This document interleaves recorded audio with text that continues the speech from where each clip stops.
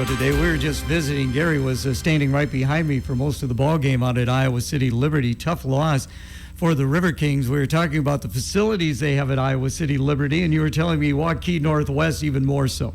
Yeah, you get in some of those what I would say well-to-do areas of the state that are really growing. They really are putting a premium on their high school facilities, and Liberty has a very nice facility, but Waukee Northwest, I think they purchased 100 acres because they're thinking about expanding in the future already, and they just already opened, and $107 million for what they spent initially for their high school. So now, do you get an opportunity? Do you visit some other schools, Gary? Most of it is either through a superintendent's network or situation that it's an athletic event and you go there. So obviously Liberty, it seems like we're pairing up in the tournament with them quite a bit already. So, we've obviously had football out there. We go out there this year as well for football. Yeah, football. I want to say we had either a volleyball or a basketball. We were there for basketball. Right. So we're starting to have hopefully a potential rivalry going on with them. But obviously, and I'll be honest, I think once we get the renovation done at our high school, we'll be right there in terms of when they come and see our facility to say, hey, and I still think the decision to keep your gym, it was the right decision. And I was actually in there yesterday, and we've got all the ductwork in there. So I think people are going to be pretty excited that it'll be climate controlled when we get to graduation. But even volleyball, if you're there for particularly the August and September volleyball matches, it's usually pretty darn hot in there. So kind of like the Boston Garden in June, Gary. I remember when I was a kid, and I remember when people were passing out in the Boston Garden when they didn't have any air conditioning in there. Let's kind of jump ahead, and I appreciate you giving me talking points. Let's talk about the renovation. How are things coming along? It's really starting to move now that they're basically inside and we're not really weather dependent anymore. I mean, we're really getting 5 days of work done. I walked through there yesterday. The first floor now is totally framed out with the classrooms. So they've been working top to bottom. So that at this point means basically you can walk through the entire 3 floors and you can point out that'll be the physics room, that'll be the business room, that'll be the math room. So you now have a sense of where everything is coming together. I know exterior wise on the south side, they're now putting up the brick, and there's brick in certain exterior parts, so that process is going on. They're doing all the preliminary work to put on metal, and I think the metal will start going on next week, is my understanding. And they're pretty much done with the 3rd floor in terms of all the infrastructuring, which would be the piping, the wiring, the plumbing, and all those things. So then it's going to go 3rd floor. They're moving to 2nd floor.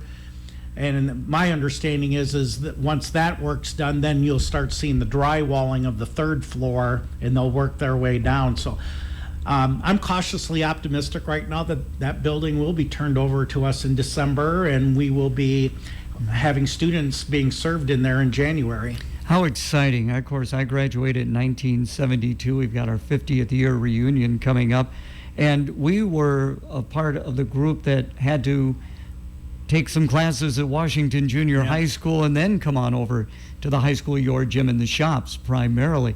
I knew how great it was to go into a new facility. It's got to be exciting for these youngsters. Oh, I would, a lot of the kids that I have bumped into, I think there is a genuine excitement in terms of, a brand new building. And also, I think we're trying to make, when they walk in, I want them to have a feel that this is not just a school, but it feels like a workplace environment. So this is the thing I've really tried to impress on the architect, is I really do think that we need to move the high school workplace atmosphere to feel less like a school and more like, I would say, a junior college workplace environment.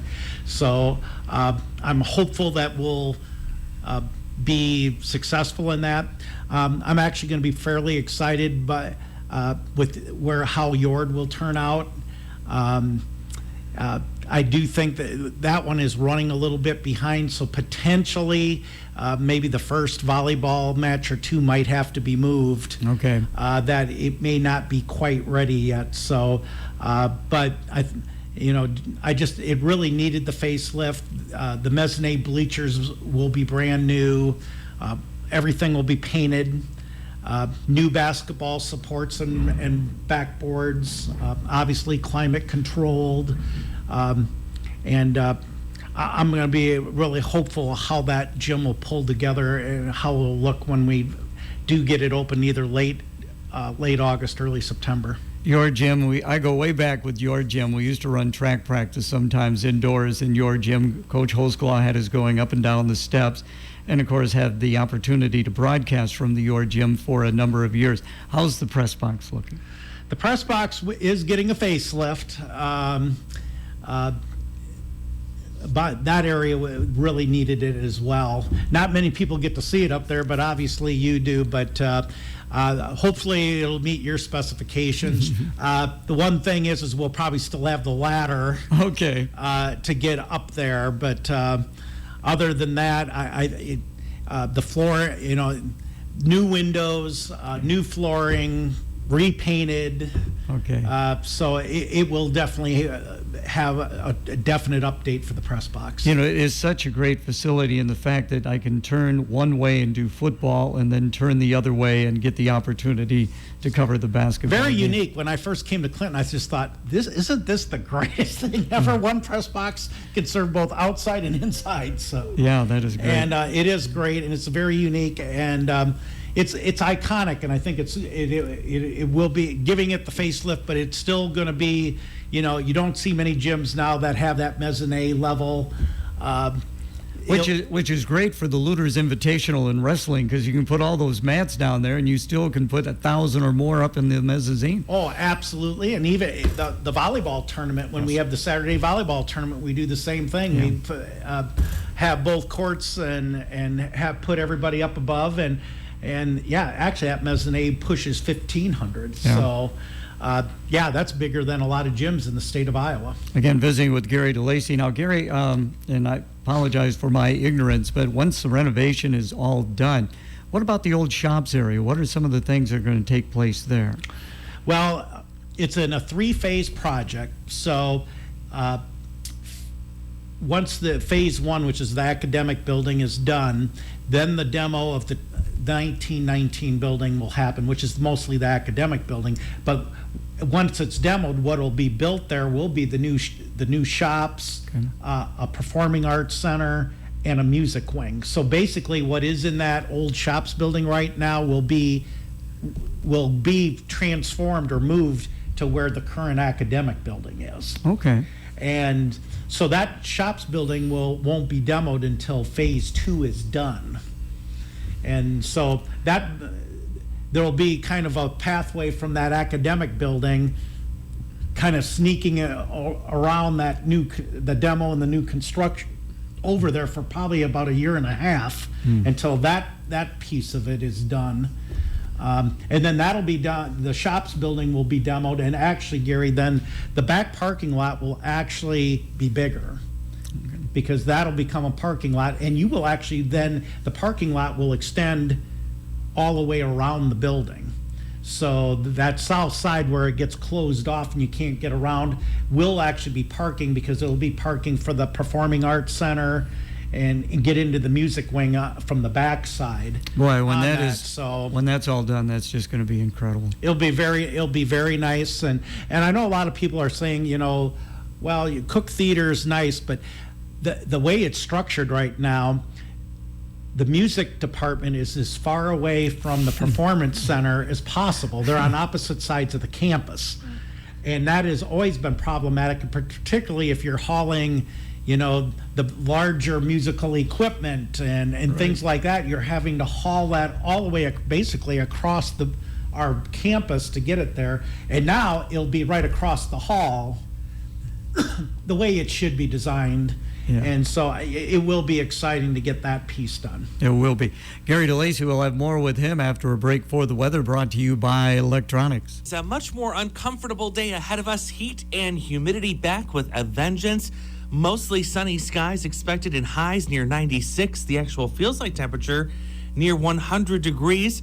Warm and muggy tonight. A stray shower or thunderstorm possible with lows in the mid-60s. And for Friday, isolated showers and thunderstorms possible at times, just a little cooler. Highs in the upper 80s, and we're still on track to need a heat advisory for the start of the weekend. Mid-90s return with rounds of showers and storms for Saturday, but the heat index will be nearing 105 to 110 degrees. With your Storm Track 8 forecast, I'm meteorologist Andrew Stutzky.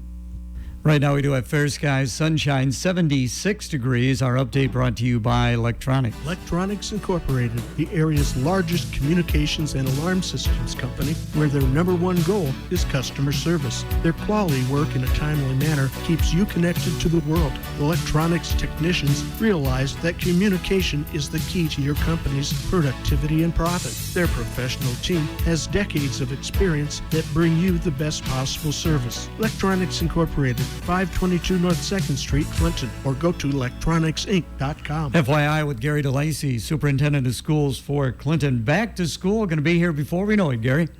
Yeah, I actually was going through Walmart yesterday, and I see they've got their back-to-school aisles are up and running already. So, yeah, we're about 32 days away from the first day for students. Okay, now, what about the teachers getting ready? What's their preparation going to be like? Well, start with the administrators. Really, the August 1st is, to me, as soon as the calendar flips over to August, it's you're in full go for school startup. So administrators will have a big meeting on August 1st and just work out the logistics of the back to school. We have a state conference later that week, the 3rd and 4th in Des Moines, where our administrative team will go. New teachers will start on August 12th. So on a Friday, we'll get to greet all the new staff coming to Clinton, and then that new teacher in service extends through August 17th, and then the entire teaching staff comes in on Thursday, August 18th, with students coming on August 23rd. So the new year is quickly coming. Now, next week is going to be a no-contact week for athletics primarily, but also you can see the band members are out on the field getting ready for their season as well. Talk a little bit about the no-contact week. Well, actually, I was on the advisory group for the boys union when I was at Danville when that was discussed. And Iowa is one of 2 states that runs the summer baseball, softball. And a lot of our discussion is student athletes are pulled by coaches during the summer in so many directions. And families just felt compromised. Like if you did want to get away for a vacation, someone was going to be unhappy and on that. So just given that, there was a lot of discussions, and you can see the residual effect this week. The girls softball and baseball state tournaments are running concurrently, where they used to be one before the other. And the whole idea is to get it condensed, and that next week across the state of Iowa is basically a dead week where families can plan to do anything, and there is no obligations for student athletes or even those in activities like marching band and that. There is not to be any obligation or anything going on at all. Even like weight training, things like that should be shut down across the state next week. I just think it's good for mental health for the student athletes that they know that they've got. Basically, when you count the weekends, there is 9 days of zero obligation. It gives families an opportunity to vacation without worrying about, well, Johnny or Jane needs to be at this open gym or this weight training. And I think it's been a good thing. You like I said, in most states, your sports are done by about June 15th. And so really there's about a 2-month window for most states where there's opportunities for families to go do things and not feel that obligation. If you have an athlete that is in baseball, softball, and then they happen to be in a fall sport, that window is very short because fall sports practices begin on August 8th. Yeah. So you can, if you're going this week, you happen to be fortunate to make the state tournament, and they've shortened this up. It used to be, I remember softball would finish on a Friday, and then volleyball practice would start that Monday. Yeah. So there was basically a 3-day between the summer season and the beginning of the fall season, if you happen to be that athlete that would be in both sports. So, And we have a number of athletes who participate in multiple sports at Clinton High School, and you need those athletes. and I would say every school needs that, and I think it's really good for the athletes to be multi-sport. I think it's good for the exposure for them to have the experience of different coaching styles, different sports in different ways. I mean, obviously, if you're competing in golf, that is a completely different atmosphere than potentially basketball. You know, you don't have people yelling and screaming on a putt versus a free throw. I mean, there's just different, and I think it's good for that. I also, as a former coach, I would talk about keeping the competitive edge. And when Randy and I coached together, we really wanted our basketball players to be out for a fall sport. Just keep your competitive edge, whether it was cross country, football, or whatever.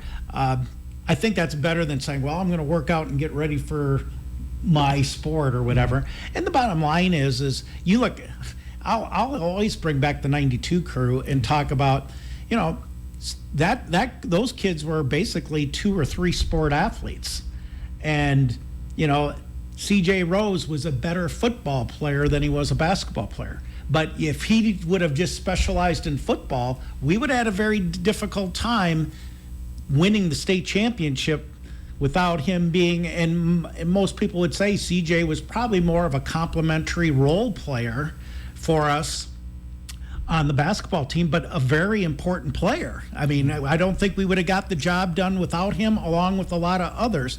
But it just, to me, echoes the power of the multi-sport athlete and being able to be, in CJ, a first-team all-stater in football, but willing to take, you know, play basketball and maybe be a second-team all-conference, but still be a very prominent piece of the puzzle. Yeah, I'm glad you brought up the 92 crew. That's a very good point, because like Chris Powers, he was baseball and basketball when he went to the Mount.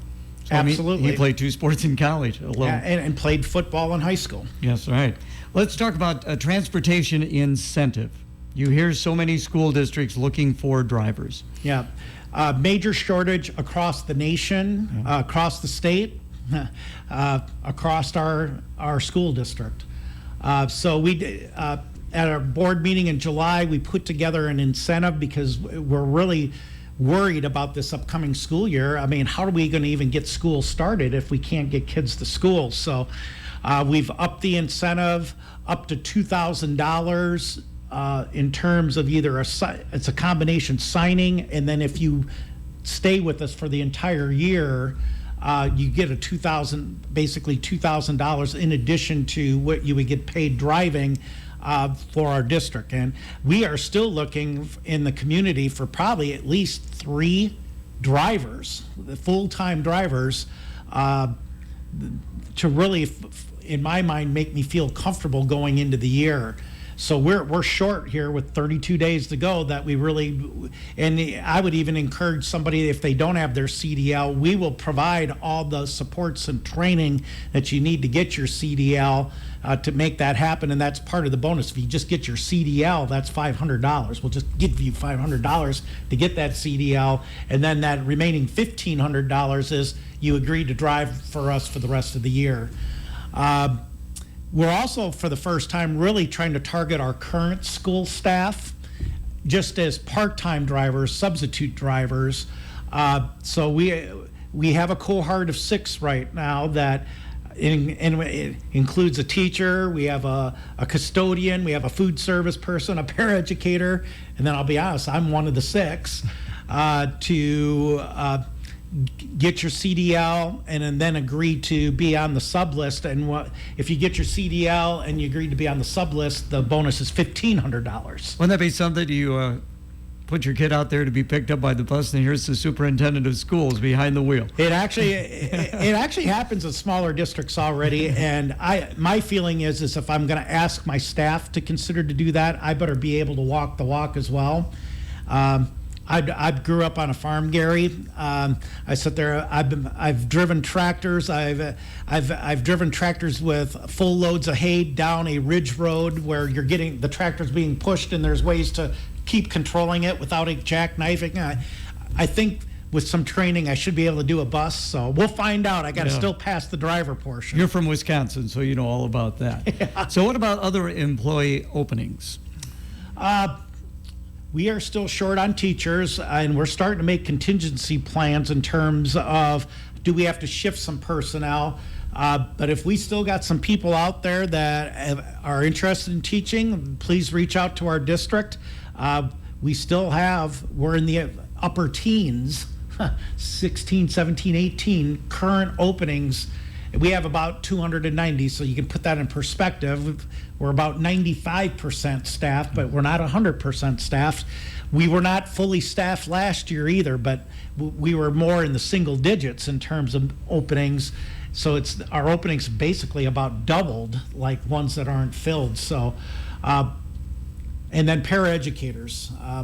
It's something that I'm probably going to need to talk to the board about, particularly at the middle school and high school level.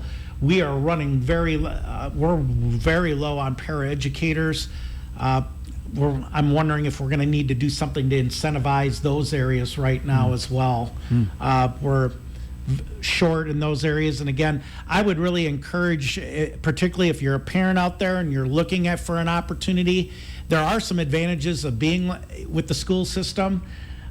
No weekends, no nights in most cases, same schedule as your child, so you have those same vacation periods. You do have that built-in Iowa pension system, so if you get that, you start getting a built-in pension for retirement. So there are a lot of built-in advantages to work for the school system. Time always flies by when we visit with you, but you had one more point you wanted to bring up, the $100 million school safety grant. Yeah, that came out. It was announced by the governor about a month ago, and so I think a lot of this is because of the Uvalde situation and more, what are we going to do to protect children in the schools? I will tell the people out there, a lot of the things that this grant covers, the Clinton School District has already done. So we have a software system for communication in an emergency event.